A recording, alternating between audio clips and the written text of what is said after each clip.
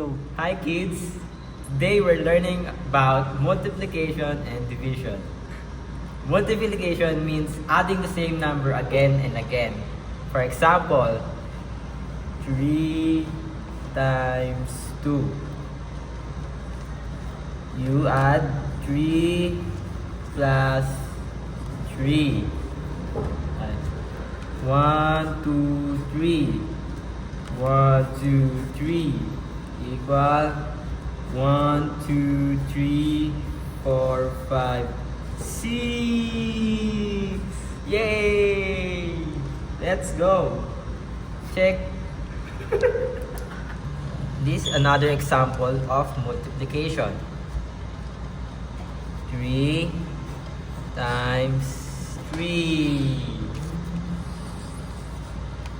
Gawin nyo lang 3 plus 3 plus 3.